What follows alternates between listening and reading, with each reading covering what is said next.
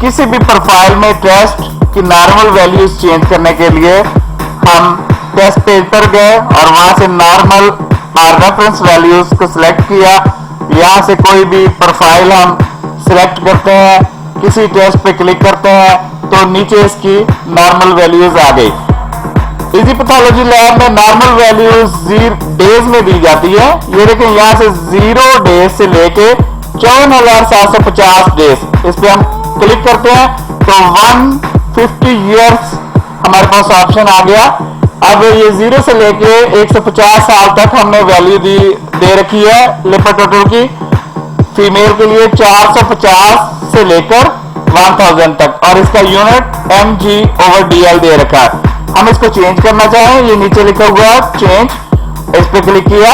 For example हम यहाँ इसको 500 कर देते हैं और यहाँ इसको 1100 एग्जांपल के तौर पे कर देते हैं, एंटर दबाते हैं और सेव कर देते हैं।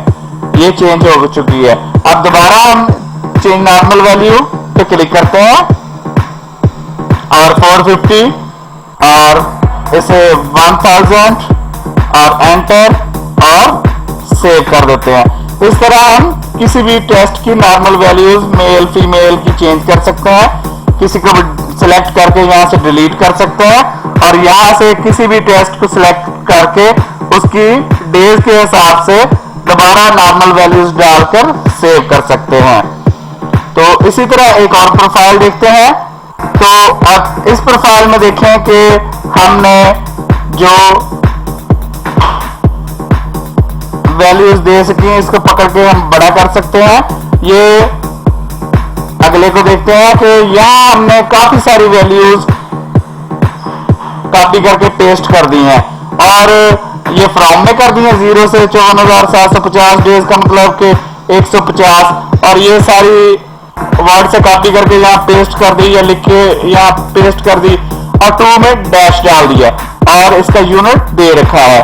तो अगर बहुत सारी वैल्यूज आपने दिखानी है तो आप डायरेक्ट फ्रॉम में इस तरह वैल्यूज पेस्ट कर दें और 2 में डैश लगा दें, लेकिन इसे खाली नहीं छोड़ना और आगे यूनिट।